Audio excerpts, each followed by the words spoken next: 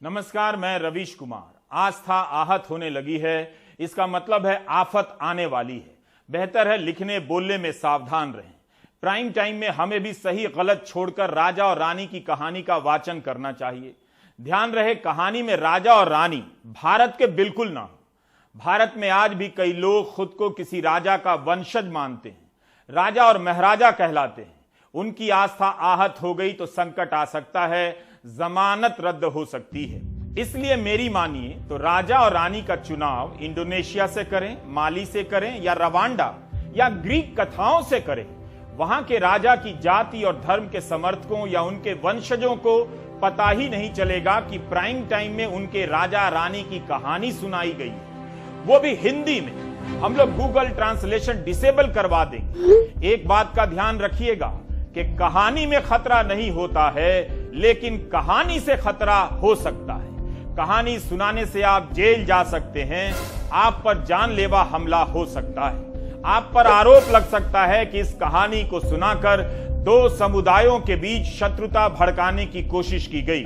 इससे बचने का एक ही तरीका है कि कहानी में धर्म का जिक्र ही ना करें, उस धर्म का तो बिल्कुल ही नहीं जिसे मानने वाले इस धरती पर कहीं ना कहीं मौजूद हैं। भले ही वो छुट्टी मनाने पहाड़ों पर चले गए हैं, लेकिन वे लौट कर आएंगे तो 2 साल पहले आपने जो कहानी सुनाई होगी उसमें से कुछ न कुछ निकाल लेंगे और ऐलान कर देंगे, हाँ, उनकी आस्था आहत हो गई है, अब चलो इसे जेल भेजो, जानलेवा हमले करो। कहानियां सुनाते वक्त कमरे की बत्ती बंद कर दीजिएगा, कान बिल्कुल बंद हो, केवल खुली आंखों से कहानी सुनिएगा।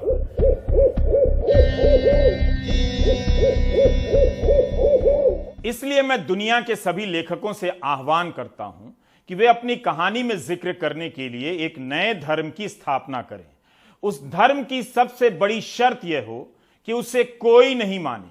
अगर मानने वाला पैदा हो गया तो उसके साथ साथ आस्था भी पैदा हो जाएगी। आस्था आएगी तो आहत होने लग जाएगी। फिर आप अपनी कहानी में धर्म का जिक्र नहीं कर पाएंगे, करेंगे तो पुलिस आएगी, जेल जाएंगे। ध्यान रहे, आस्था आहत के नाम पर पुलिस ही नहीं, हत्यारे भी आ सकते हैं। जब तक ऐसी कोई कहानी नहीं मिल जाती, जब तक आप किसी ऐसे धर्म की खोज नहीं कर लेते, मेरी मानिए तो धर्म की कहानी कहने के लिए ग्रीक देवी देवताओं की मदद लीजिए। ग्रीस के लोग वैसे ही आर्थिक संकट में फंसे हैं, उन्हें फुर्सत नहीं है कि प्राइम टाइम देखकर या कोई हिंदी फिल्म देखकर अपने देवी देवताओं को लेकर अंतर्राष्ट्रीय स्तर पर आहत होते रहें।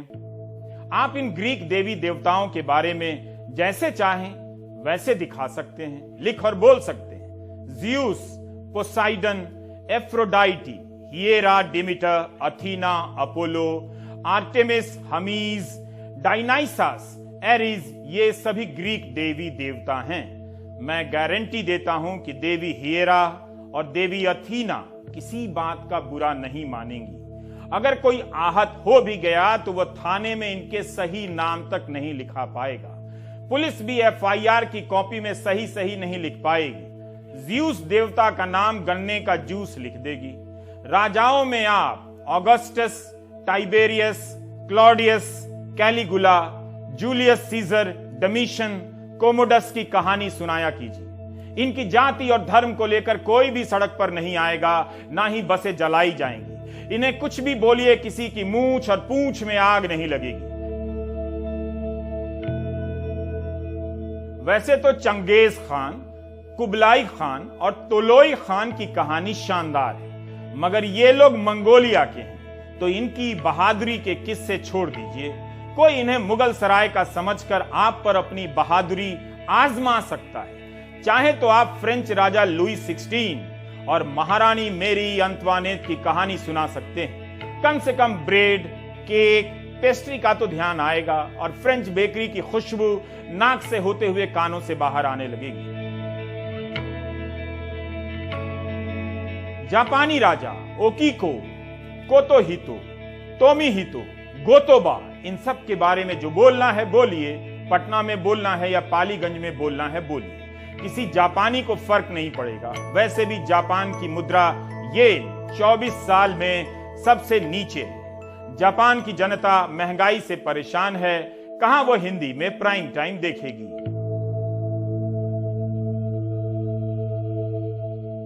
आने वाले दिनों में धर्म को लेकर बहुत से मुद्दे खड़े किए जाएंगे।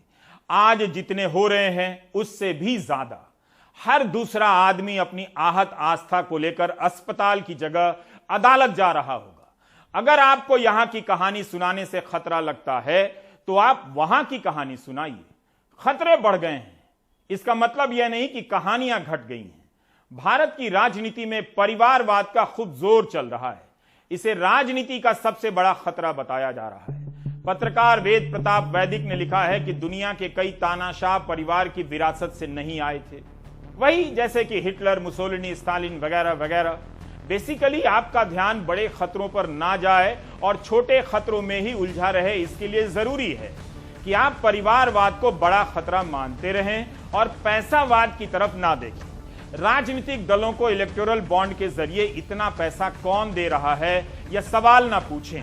आप इसी से मतलब रखें कि सैकड़ों और हजारों करोड़ के इलेक्टोरल बॉन्ड किसी एक दल को कैसे मिल रहे हैं, किसने इतने पैसे दिए हैं। अगर पूछेंगे तो जनता आपको पत्रकार समझ सकती है और जेल भिजवा सकती है। कल तक जो पब्लिक दल के हिसाब से सच सुनने लगी थी, आज वो धर्म के हिसाब से सुनने लगी है। वो देखना चाहती है कि कोई पत्रकार धर्म को लेकर क्या स्टैंड ले रहा है। उसे अब सरकार से सवाल और सच नहीं चाहिए। ज्यादा बताएंगे तो पब्लिक ही घेर लेगी। इसी संदर्भ में हम आपको एक एनिमेशन दिखाना चाहते हैं।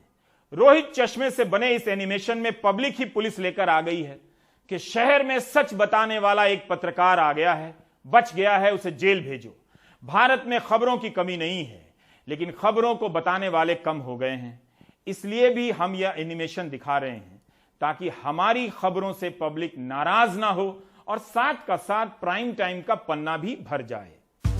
बचाओ बचाओ। ओए ओए, कौन हो? कहां भागी जा रहे हो? मैं पब्लिक हूँ, मैं सच से भाग रहा हूँ। कौन कमबख्त तुम्हें सच बता रहा है? बोल।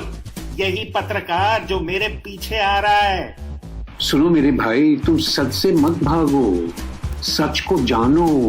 भागो यहाँ से, मैं झूठ का हो गया हूँ। झूठ जानने के लिए 10 रुपए का अखबार खरीदता हूँ, काम छोड़कर न्यूज चैनल देखता हूँ। मुझे कोई सच नहीं बता सकता, मैं सच नहीं जानूंगा। कैसी पब्लिक हो यार, सच नहीं जानना चाहते? पुलिस, इसे जेल में डालो। इन्हीं लोगों के चलते आज सच बचा हुआ है, जेल में डालो। अरे सीधी बात करना, तुम्हें सच क्यों नहीं चाहिए? कितनी बार बोलूं, हमें सच नहीं चाहिए, हमें झूठ की लत लग गई है।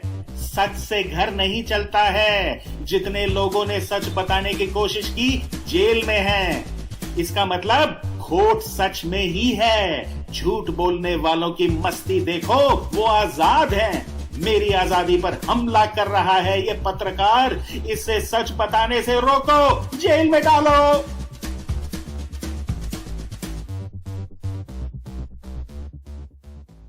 एनिमेशन की कहानी बारबाडोस की है, लेकिन एनिमेशन के कैरेक्टर किसी और देश से मिलते जुलते हैं। इस एक कमी के लिए आप मुझे माफ कर सकते हैं। ऐसा नहीं है कि आज खबरें कम हैं, लेकिन खबरों को बताना खतरों से खेलना हो गया है। अगर गहराई से घबराहट है तो मत ही झांकिए। आपके पास जो भी खबर है इस कुएं में दफन कर दीजिए। $1.79 से अधिक का हो जाए तो होने दीजिए, इस खबर को कुएं में डालिए। किसी को बताने की जरूरत नहीं कि गैस सिलेंडर 50 रुपया महंगा हो गया और दिल्ली में दाम 1053 रुपया हो गया है। बार बार बताने से जनता भड़क सकती है। बेरोजगारी की दर 7.8% हो गई है। 1,30,00,000 रोजगार के अवसर कम हो गए। क्यों बार बार बताना, क्यों सबको बताना कि बहुत सारे स्टार्टअप स्टार्ट होते ही फेल कर रहे हैं और 12,000 की नौकरियां जा चुकी हैं। ठीक है कि अखबारों के भीतर के पन्नों पर ऐसी खबरें छपी हैं, लेकिन इसे पढ़कर आप कुएं में डाल दीजिए। कुछ साल बाद इस खबर को उठाकर पढ़िएगा जो आज के टेलीग्राफ में छपी है, जो कल के इंडियन एक्सप्रेस में छपी थी। कर्नाटक हाईकोर्ट के जज ने खुली अदालत में कहा है कि एंटी करप्शन ब्यूरो के एक मामले की सुनवाई के बाद उन्हें परोक्ष रूप से धमकी दी गई कि तबादला कर दिया जाएगा। इस खबर के मुताबिक जस्टिस HP संदेश ने मौखिक टिप्पणी में कहा कि आपके ADGP ब्रैकेट में लिखा है सीमांत कुमार सिंह, लगता है कि काफी पावरफुल हैं। किसी ने हमारे एक जज से कहा है और उन जज साहब ने मुझे बताया है कि वह एक जज के तबादले का उदाहरण दे रहा था। मुझे उन जज का नाम लेने में कोई डर नहीं, मैं जज की अपनी कुर्सी दांव पर लगाकर भी न्यायपालिका की स्वतंत्रता की रक्षा करूंगा। यह नहीं होना चाहिए, मैं इसे रिकॉर्ड पर रखूंगा। इस खबर को telegraph, Indian express, scroll, Hindustan times कईयों ने छापा। न जाने ऐसी कितनी खबरें सेफ रहने के लिए कुएं में छोड़ दी गई होंगी, छपी भी नहीं होंगी। कौन है जो हाई कोर्ट के जज का ट्रांसफर कराने की धमकी दे सकता है? मुझे डर है कहीं वो प्राइम टाइम तो नहीं देखने लगा है। ऐसे पावरफुल लोगों से बचने की सलाह हमें भी लोग देते रहते हैं। इसी कारण हमने प्राइम टाइम में कहानी शुरू कर दी है। हम खबरों का जिक्र भी इस तरह से करेंगे कि लगे कि खबर पाताल लोक के स्मार्ट सिटी की है। इसका संबंध भारत के किसी भी प्रदेश से नहीं है। अमर उजाला की इस खबर की हेडलाइन प्रेरित करती है। प्रधानमंत्री कह रहे हैं कि 133 करोड़ भारतीय हर बाधा से कह रहे हैं कि दम है तो हमें रोको। सरकार ने सीनियर सिटीजन की सब्सिडी रोकी तो सीनियर सिटीजन ने 2 साल में 1500 करोड़ रुपए के रेल टिकट खरीद कर दिखा दिए। उनमें कितना दम है, यह आरटीआई की सूचना है। अस्पतालों में 5000 से अधिक के कमरे पर 5% जीएसटी लगेगी। इसे सुनकर मिडिल क्लास भी कहने लगेगा कि दम है तो रोको हमें, हम 5000 क्या कुछ भी देने को तैयार हैं। दम है तो दही, लस्सी, पनीर के अलावा जलेबी, भुट्टा, हवा और पानी सब पर जीएसटी लग जाए, हम देकर दिखा देंगे। अगर गैस का कनेक्शन कॉस्ट 1450 रुपए से बढ़कर 2200 हो जाए, सिक्योरिटी 2900 से बढ़कर 4400 हो जाए तो और बढ़ जाए, लोग देकर दिखा देंगे। ये सब अब बाधाएं हैं तो हैं। वरुण गांधी ट्वीट करते हैं तो करने दो, हम में दम है, हम देकर दिखा देंगे। प्रियंका गांधी कहती हैं तो कहती रहें। राजनीति होगी तो धर्म और आस्था की। बेरोजगारी और महंगाई की राजनीतिक कहानी समाप्त हो चुकी है, मगर जो कहानियां बची हैं वो तो हम सुना ही सकते हैं। प्रेमचंद की कहानी बड़े भाई साहब तो आपने पढ़ी होगी। बड़े भाई साहब का यह प्रसंग इसलिए चुना क्योंकि इसमें सारे नाम वहां के हैं, यहां के नहीं। इसे सुनाने और सुनने से किसी की आस्था आहत नहीं होगी। इस कहानी के बड़े भाई साहब को आप साहब से कंफ्यूज ना करें। कहानी में बड़े भाई साहब फेल हो जाते हैं, लेकिन आप इसे साहब के फेल हो जाने से कंफ्यूज ना करें। ध्यान रहे, यह प्रसंग साहब से संबंधित नहीं है, बड़े भाई साहब से है। तो प्रेमचंद की कहानी में बड़े भाई साहब छोटे भाई साहब से कहते हैं, मेरे फेल होने पर ना जाओ, मेरे दर्जे में आओगे तो दांतों पसीना आ जाएगा। जब अलजबरा और ज्योमेट्री के लोहे के चने चबाने पड़ेंगे और इंग्लिस्तान का इतिहास पढ़ना पड़ेगा। बादशाहों के नाम याद रखना आसान नहीं। 8 हेनरी ही गुजरे हैं। कौन सा कांड किस हेनरी के समय हुआ, क्या यह याद कर लेना आसान समझते हो? हेनरी 7वें की जगह हेनरी 8वां लिखा और सब नंबर गायब। सफाचट, सिफर भी ना मिलेगा, सिफर भी हो किस ख्याल में। दर्जनों तो जेम्स हुए हैं, दर्जनों विलियम, कौड़ियों चार्ल्स। दिमाग चक्कर खाने लगता है, आंधी रोग हो जाता है। इन अभागों को नाम भी ना जुड़ते थे। एक ही नाम के पीछे 2 यम, सोयम, चहारुम, पंजुम लगाते चले गए। मुझसे पूछते तो 10 लाख नाम बता देता। अंतिम पंक्ति ठीक से सुनी है ना आपने? नाम 10 लाख बताने की बात हो रही है, खाते में 15 लाख भेजने की नहीं। हर कोई मुझसे क्यों कहता है कि सेफ रहना चाहिए, संभल कर लिखना चाहिए, मतलब लिखना ही नहीं चाहिए। तो हमने सोचा कि गमे रोजगार की खातिर प्रयोग करते हैं। क्या ऐसा किया जाए कि कई हफ्तों तक के लिए प्राइम टाइम में घटनाओं और खबरों का विश्लेषण ही बंद कर दिया जाए। वैसे ऐसा करने के लिए हमारे पास ना तो पर्याप्त संसाधन है, ना ही कल्पनाओं में क्षमता। वाकई योग्यता की घोर कमी है। इसलिए कुछ कुछ खबरें तो रखनी ही पड़ेंगी, लेकिन उन घटनाओं के विश्लेषण से दूर ही रहा जाए जिनसे सेफ रहने के लिए कहा जाता है। जब समाज के भीतर बड़े हिस्से में बुजदिली भर जाए और बुजदिल शातिर हो जाएं तो बहादुरी से नहीं, अकल से काम लेना चाहिए। काम ही नहीं करना चाहिए। सच बताने के लिए जंगल जाना चाहिए। ये कैंची देख रहे हैं ना, बाल काटने से पहले उंगलियों में फंसाकर कतरने के लिए तैयार की जा रही है। कहानी उस राजा की है जिसके सर पर सींगें उगाई थी। किसी को पता ना चले तो राजा ने बाल कटाने बंद कर दिए, तो बाल झाड़ियों की तरह ऊंचे हो गए। काटने वाले को बुलाया गया तो चौंक गया। राजा से बोला, महाराज आपके सिर पर तो सींगे हैं। राजा ने कहा, खबरदार, किसी को यह सच बताया तो गर्दन काट ली जाएगी। उसने भी कहा, विद्या कसम हुजूर, नहीं बताएंगे। मगर उसके पेट में बात नहीं पची। मचलने लगा कि इस सच को कैसे बता दें तो गर्दन कट जाए।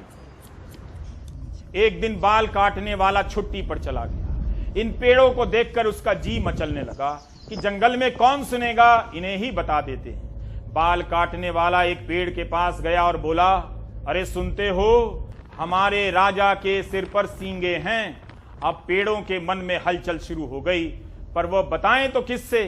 पेड़ जो ठहरे, एक दिन जंगल कट गए। उसी शीशम की लकड़ी से एक सारंगी बनाई गई। जब एक फकीर ने, इस फकीर ने नहीं, उस फकीर ने सारंगी बजाई तो आवाजें आने लगी।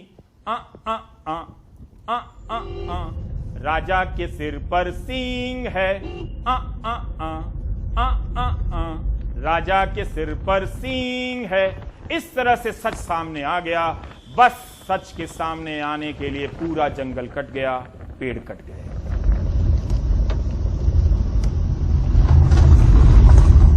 अगर आपके पास खबर है तो अखबारों के पास मत जाइए, जंगलों में जाइए, पेड़ों को सुनाइए। पता नहीं कब कोई ट्विटर पर गिरफ्तारी का अभियान चला दे और अरेस्ट हो जाएं।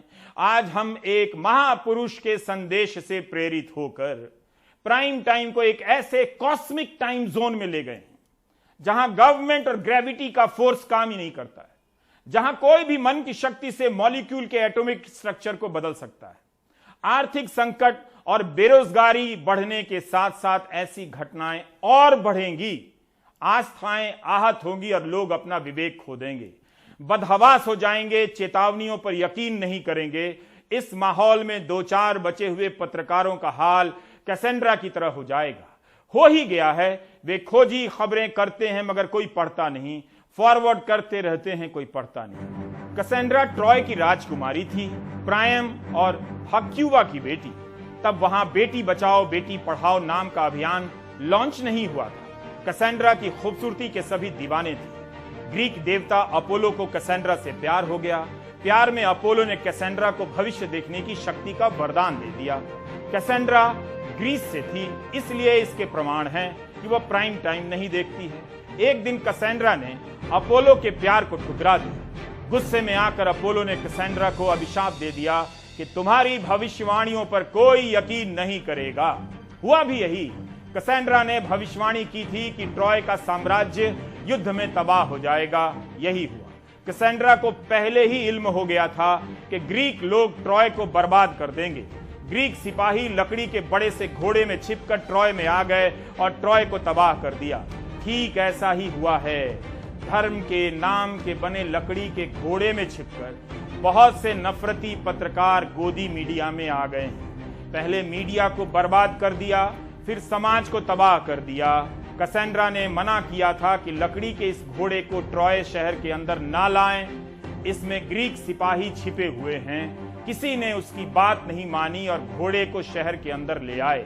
ट्रोजन हॉर्स की कहानी से किसी की आस्था आहत नहीं होगी। अपोलो के नाम से टायर बनाइए या अस्पताल लगाइए, किसी को ठेस नहीं पहुंचने वाली है। कैसेंड्रा को ही लोगों ने पागल करार दे दिया। उसके अपने रिश्तेदार ही कैसेंड्रा के खिलाफ हो गए। कई जगहों पर कर्नाटक हाईकोर्ट के जस्टिस HP संदेश की मौखिक टिप्पणी छपी है। जज कहते हैं, मेरा कोई निजी हित नहीं है, मैं डरा हुआ नहीं हूं। जज बनने के बाद मैंने 1 इंच जमीन नहीं खरीदी है। ऐसे जज का होना कितनी राहत की बात है। मुझे यकीन है आप भी इन बातों पर यकीन नहीं करेंगे, लेकिन करोड़पति होते ही भारत छोड़कर जाने की तैयारी जरूर करेंगे। कोई 8000 उन करोड़पतियों को रोक क्यों नहीं लेता जो भारत छोड़कर जाने की तैयारी में हैं? क्या आपको नहीं लगता कि यही वो समय है कि हम कहानियों के जंगल में खो जाएं? दिक्कत है कि खतरा तो जंगलों को भी है। जंगल ही कट जाएंगे तब क्या करेंगे? ऑल्ट न्यूज को रेजर पे नाम के प्लेटफॉर्म से चंदा मिलता था। स्क्रोल में खबर छपी है कि ऑल्ट न्यूज ने आरोप लगाया है कि उसे बिना बताए रेजर पे नाम के प्लेटफॉर्म ने पुलिस को कथित रूप से डोनर का डेटा दे दिया है। रेजर पे का कहना है कि कानून के हिसाब से ही कदम उठाए गए हैं। जिन लोगों ने चंदा दिया है वो इस खबर से चिंतित हैं कि क्या उनकी जानकारी पुलिस के पास होगी, पुलिस उसका क्या मतलब निकालेगी। अमेरिका का एक पेमेंट प्लेटफॉर्म है पेपाल। 2018 की खबर है कि उसने अपने प्लेटफॉर्म से लेन देन करने वालों का डेटा 600 कंपनियों को थमा दिया। इसी साल मई की खबर है कि कंसोर्टियम न्यूज यूक्रेन युद्ध को लेकर अमेरिका की नीतियों के खिलाफ लिखने लगा। पेपाल ने इसका खाता ही बंद कर दिया।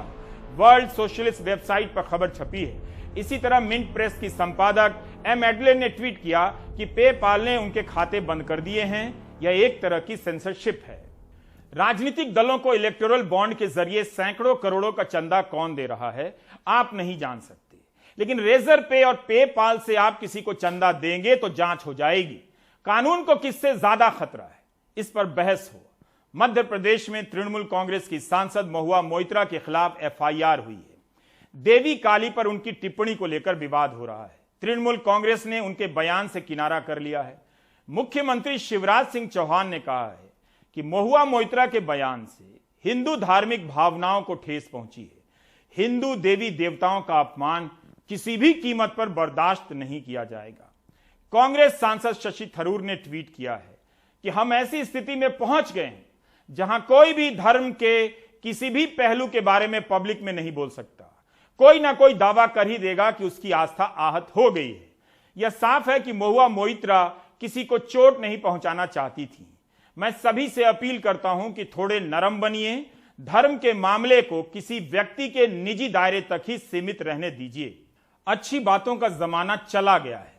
जल्दी ही ऐसे दिन आएंगे जब आस्था को मानने वालों से ज्यादा उस आस्था के नाम पर आहत होने वाले हो जाएंगे। अमरावती की घटना की जांच एनआईए कर रही है। अनुराग द्वारी अमरावती में है। अमरावती में केमिस्ट उमेश कोल्हे की हत्या के मामले में एनआईए अब पीएफआई के सदस्यों से पूछताछ कर रही है। उसके रेडार पर रहबर संस्था के भी कुछ और लोग हैं। उधर अमरावती पुलिस ने उस थ्योरी को नकारा है कि हत्याकांड और नुपुर शर्मा के बयान के रिश्ते को उसने दबाया। पुलिस कमिश्नर ने एनडीटीवी से कहा है कि राज्य पुलिस ने ही जून के आखिरी हफ्ते में एनआईए को पूरी जानकारी दी।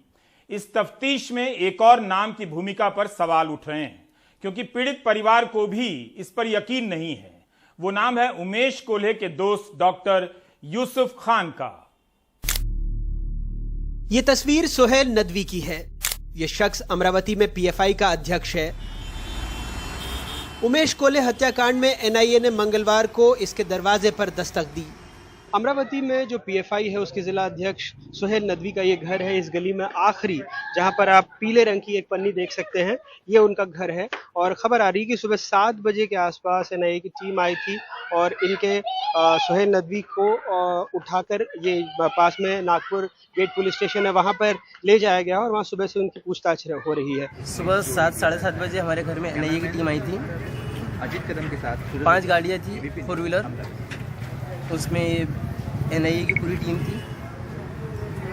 7 साढ़े 7 बजे बगैर इन्फॉर्मेशन के वो लोग आए थे। उसके बाद में जो है हमारे घर को पूरा सर्च किया उन्होंने, एक एक चीज़ को चेकिंग किया और हमारे घर से सिर्फ आधार कार्ड किया और हमारे इलेक्शन कार्ड की फ़ोटो लेके गए। इसके अलावा कुछ भी नहीं लेके गए। अमरावती पुलिस ने एक प्रेस नोट जारी करके कहा है कि जिन लोगों को धमकी मिल रही है वो पुलिस को शिकायत दे सकते हैं। वो खुद से संज्ञान लेकर भी मामले की जांच करेगी। हम सुओ मोटो तो जा ही रहे हैं, क्योंकि लोग आए ना आए, हमें शहर में शांति का माहौल कायम रखना है और इस तरह से कोई भी अगर थ्रेट देगा तो ये गलत है और हम उसके ऊपर कार्रवाई करेंगे। इसलिए हम सुओ मोटो कर रहे हैं। फिर भी अगर पब्लिक को हमें कोई इन्फॉर्मेशन देनी है तो हमने अपना एक टोल फ्री नंबर, एक व्हाट्सएप नंबर पब्लिक को दिया है और इनकी पूरी इन्फॉर्मेशन गोपनीय रखी जाएगी। इसके अलावा एक हमारे पास पहले एक थ्रेट कॉल की रिटन कंप्लेन आई है, उस पर हमने कुछ लोगों को राउंड ऑफ किया है। बहरहाल इन सब के बीच मृतक उमेश कोल्हे की पोस्टमार्टम रिपोर्ट भी एनडीटीवी को मिली है, जिससे पता लगा है कि कैसे हत्यारों ने गर्दन के बाएं हिस्से पर इतनी तेजी से वार किया कि शरीर की कई नसें कट गई। चाकू से रीढ़ तक गहरा घाव हो गया। उधर गिरफ्तारी में एक नाम की भूमिका पर भी सवाल हैं। परिजनों के अलावा पीड़ित परिवार और पुलिस भी उसे सीमित मान रही है। डॉक्टर यूसुफ खान, मेरे शौहर जो है डॉक्टर साहब, तो वो वेटरनरी डॉक्टर है और ये उमेश भाई का मेडिकल स्टोर है एनिमल्स के मेडिसिन का, तो हमेशा वो वहाँ से मेडिसिन लेते थे। और उनके जो दोस्त आने वाले हैं अदर डॉक्टर्स, वो भी वहीं से लेते थे। तो इस तरह से उनका रिलेशन उनसे उमेश भाई से कम 15 सालों से। और उमेश भाई इतने अच्छे इंसान थे, तो उन्होंने अपने दोस्त भी तो अच्छे ही चुने होंगे ना, डॉक्टर साहब के अंदर अच्छाई देखी होंगी, तभी तो उनकी फ्रेंडशिप 15 साल से थी ना।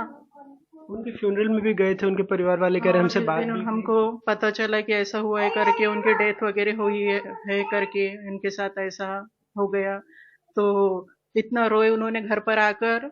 और दूसरे दिन उनके मैयत में भी गए, उनके फैमिली वालों से ही मिले कि ऐसा कैसा ये हो गया करके। घर में 3-4 दिन तक खाना नहीं खाया उन्होंने, और यहाँ तक कि क्यों बीमार हो गए थे तो मुझे इनामदार डॉक्टर के पास जाकर उनको सलाइन वगैरह भी लगाने पड़ा था कि मेरे दोस्त के साथ ऐसा कैसा हो गया करके। वो सदस्य जो है वो हमारे पहले तो बिजनेस टर्म्स थे। डॉक्टर यूसुफ नाम जी, बताया। डॉक्टर का तो ऐसा था, यूसुफ जी का ऐसा था कि वो भी भैया के अच्छे दोस्त भी थे।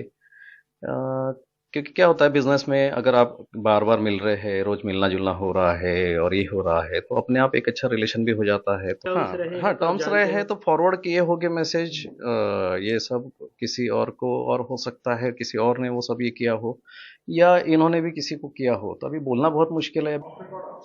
उधर इस मामले में पुलिस कमिश्नर डॉक्टर आरती सिंह ने अमरावती सांसद नवनीत राणा की सियासी थ्योरी को तथ्यों से नकार दिया। कहा उन्होंने ही एनआईए को जानकारी दी, जानकारी छिपाई नहीं।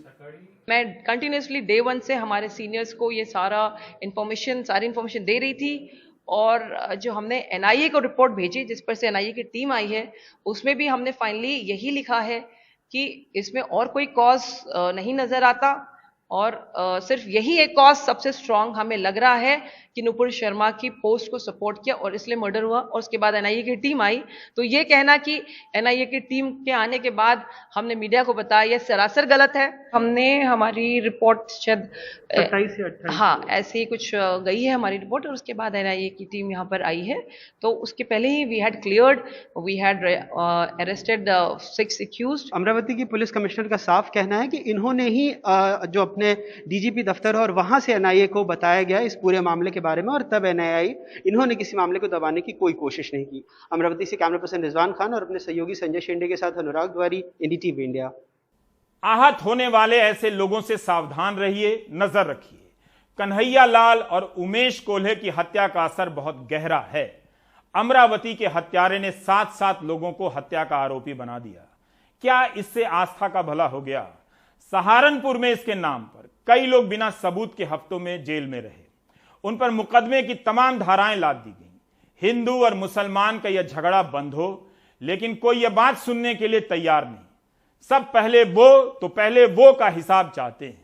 महंगाई से लोगों का जीवन त्रस्त है, इसे लेकर कोई आहत नहीं। क्या वाकई गैस का चूल्हा छोड़कर लकड़ी का चूल्हा फूंकने वालों के बीच महंगाई मुद्दा नहीं है? गैस के दाम कितने भी बढ़ जाएं, धर्म और आस्था को लेकर ही लोग आहत हैं। लाखों लोगों ने गैस के सिलेंडर भराने बंद कर दिए। सिलेंडर खरीदना उनके बस की बात नहीं रही। 600 का सिलेंडर 1100 तक का मिलने लगा है। सूचना के अधिकार के तहत नीमच के चंद्रशेखर गौड़ ने जो आंकड़े जुटाए वो बताते हैं कि बीते वित्त वर्ष में पूरे साल भर में घरेलू गैस का एक भी सिलेंडर नहीं भराने वाले कनेक्शन धारकों की संख्या करीब 3,59,00,000 और साल भर में मात्र एक सिलेंडर भराने वाले धारकों की संख्या करीब 1,20,00,000 हो गई। करीब 3.5 करोड़ लोग सिलेंडर नहीं भरा पा रहे हैं। इसे लेकर कोई भी आहत नहीं है। मैं इस वक्त आरके पुरम के एकता विहार कॉलोनी में हूँ। यह घर उमेश और सीतू का है। सीतू एक गृहिणी है जो यहाँ पर कई साल से रह रही हैं।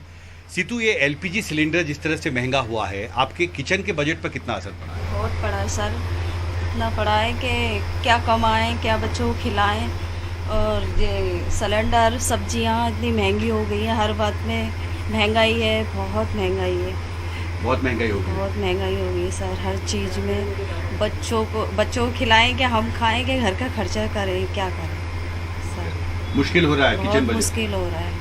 सिलेंडर में पैसे बढ़ते जाते हैं हर महीने कभी कुछ कभी कुछ। अब बताइए क्या करें? बहुत मुश्किल हो रहा है। बहुत मुश्किल है। और मेरे साथ उमेश भी हैं जो सीतू के पति हैं। उमेश, जिस तरह से एलपीजी की कीमतें बढ़ी हैं, इस साल मैं देख रहा था 4थी बार कीमतें बढ़ाई गई हैं, उससे आपके जैसे जो लोग हैं एकता विहार कॉलोनी में, उन पर कितना असर पड़ा? सर, सभी पे दिक्कत है इसकी वजह से, पैसे बढ़ाने से। जब नॉर्मल था जब सही था सर। अब हर महीने पैसे बढ़ रहा है सर, तनख्वाह का कोई रूल नहीं है पैसों का। इन चीज़ों पे हर महीने पैसा बढ़ रहा है, कभी 6 महीने में, कभी साल में, कभी 1 महीने में बढ़ा दे रही है सरकार। कहाँ तक सर करेंगे, इतनी महंगाई रहेगी तो आपको लगता है कि ये कीमतें नहीं बढ़ानी चाहिए इस समय? बढ़ानी चाहिए सर, और कम कर देना चाहिए। जिस रेट में पहले था उस रेट में हम नॉर्मल से खरीद भी पा रहे थे और अपना घर का खर्च भी चला पा रहे थे जैसे चल रहा था सर। जी, तो तेल कंपनियों को इसके बारे में सोचना चाहिए। जी सर, कीमतें घटाने की कीमतें घटानी चाहिए सर। हम जैसे गरीब आदमी कहाँ जाएंगे सर? 1000, 1200, 1500, 12-15 हज़ार की नौकरी है सर। घर का खर्च भी है, फिर गैस भराएंगे, घर का खर्चा है, बाहर का खर्चा है सर, हर चीज़ है। आपका किचन बजट पर कितना असर पड़ा है? मैं आंकड़े देख रहा था, करीब 200 से ज़्यादा रुपए महंगा हुआ है एक साल। हाँ जी, हमारा देखो हद से ज़्यादा महंगाई हो गई है, ना ही हम सैलरी से कुछ बचता है, क्योंकि महंगाई इतनी है तो बच्चे पढ़ाएंगे कैसे हम बच्चों को? क्योंकि सिलेंडर इतना महंगा है तो फिर हम आगे चल कर करेंगे क्या, जब सिलेंडर इतना महंगा मिल रहा है तो आप क्या चाहते हैं तेल कंपनियों तो से? क्या हम ये चाहते हैं कि सिलेंडर सिलेंडर कम करा जाए, सस्ता करा जाए, और जो सैलरी है वो बढ़ाई जाए, जो हम अपने बच्चों को पढ़ा सकें, किसी चीज़ में अपने बच्चों में वेस्ट जो पैसा हमारा इन चीज़ों में जा रहा है हम अपने बच्चों के साथ लगा सकें। माहौल ऐसा है कि कुछ भी बोलना खतरनाक हो गया है, इसलिए मैंने ग्रीक देवी देवताओं की कहानी सुनाई ताकि सेफ रहूं। एक इस्तीफा पत्र पढ़कर सुनाना चाहता हूं। ब्रिटेन के वित्त मंत्री ऋषि सुनक ने लिखा है कि मैं पक्के तौर पर मानता हूं कि जनता सच सुनने के लिए तैयार है। हमारी जनता को मालूम है कि अगर कोई चीज सच से भी ज्यादा अच्छी है तो वह सच नहीं है। जनता को जानना चाहिए कि सुंदर भविष्य के रास्ते हैं, लेकिन वो आसान रास्ता नहीं है। अगले सप्ताह के भाषण की तैयारी के समय लग गया कि हमारे नजरिए में बहुत बुनियादी अंतर आ चुका है। यह पत्र ब्रिटेन के प्रधानमंत्री बोरिस जॉनसन को लिखा गया था। वित्त मंत्री और उनके बाद ब्रिटेन के स्वास्थ्य सचिव ने इस्तीफा दे दिया। इन मंत्रियों ने ब्रिटेन के प्रधानमंत्री बोरिस जॉनसन की कार्यशैली पर सवाल उठाए। वित्त मंत्री ने अपने इस्तीफे में कितनी सुंदर बात लिखी है कि मैं पक्के तौर पर मानता हूं कि जनता सच सुनने के लिए तैयार है, जबकि मैं पक्के तौर पर नहीं मानता हूं कि जनता सच सुनने के लिए तैयार है। बचाओ बचाओ! ओए ओए, कौन हो? कहां भागी जा रहे हो? मैं पब्लिक हूँ, मैं सच से भाग रहा हूँ। कौन कमबख्त तुम्हें सच बता रहा है? बोल। यही पत्रकार जो मेरे पीछे आ रहा है। सुनो मेरे भाई, तुम सच से मत भागो, सच को जानो।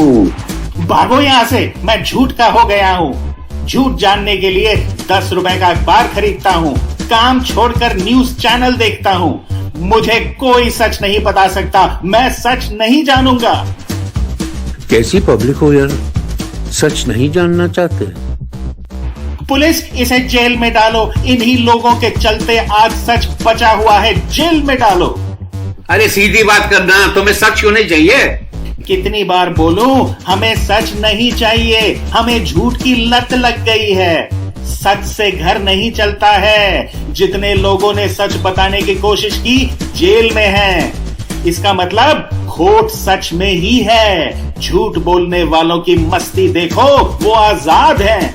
मेरी आजादी पर हमला कर रहा है ये पत्रकार, इसे सच बताने से रोको, जेल में डालो।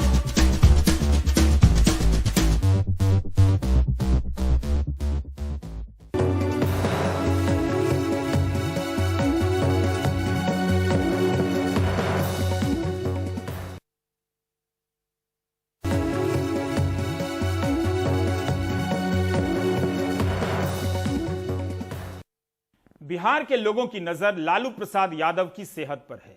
उनकी सेहत के लिए दुआएं की जा रही हैं। आज उनकी सेहत बिगड़ गई, इसलिए पटना से दिल्ली लाया गया। प्रधानमंत्री नरेंद्र मोदी, मुख्यमंत्री नीतीश कुमार, राहुल गांधी और अन्य कई नेताओं ने तेजस्वी यादव को फोन कर लालू प्रसाद यादव का हाल लिया है और उनके लिए अच्छी सेहत की कामना की है। हालात स्टेबल है और आप लोग सब लोगों की जानकारी में पहले से ही होगा कि किडनी और हार्ट का शुरू से ही इलाज जो है दिल्ली में चलता रहा है।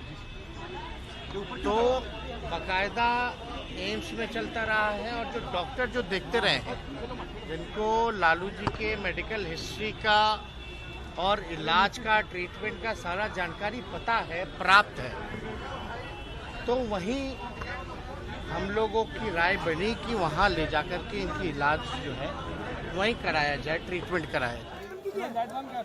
लालू यादव की बिगड़ी तबीयत में पहले से अब सुधार है, पर बेहतर इलाज के लिए पटना से दिल्ली के एम्स का रुख किया।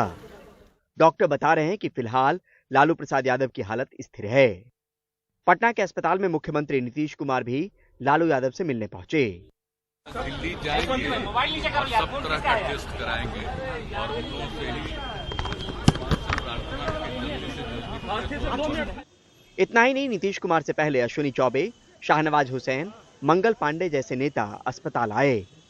मंगलवार को पीएम मोदी ने तेजस्वी से बात करके बेहतर इलाज को लेकर उनकी जरूरतें पूरा करने का आश्वासन भी दिया था।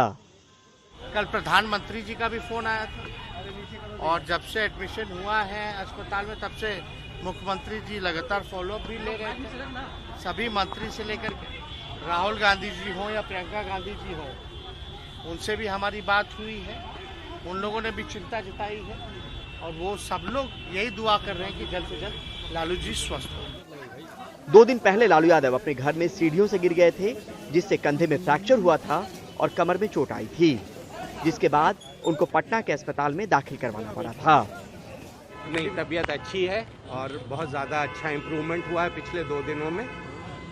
बात कर रहे हैं, फैमिली से मिल रहे हैं, बिल्कुल बात कर रहे हैं। फैमिली मेंबर्स हैं और कई लोगों से और भी मिले हैं। कल अश्विनी चौबे साहब भी आए थे, उनसे भी मुलाकात हुई है। अब एम्स में डॉक्टरों की पूरी एक टीम की देखरेख में उनका उपचार शुरू होगा। उम्मीद कि जल्द ही वो पूरी तरह स्वस्थ हों। पटना से मनीष कुमार के साथ नई दिल्ली से परिमल कुमार, एनडीटीवी इंडिया। आप देख रहे थे प्राइम टाइम। नमस्कार।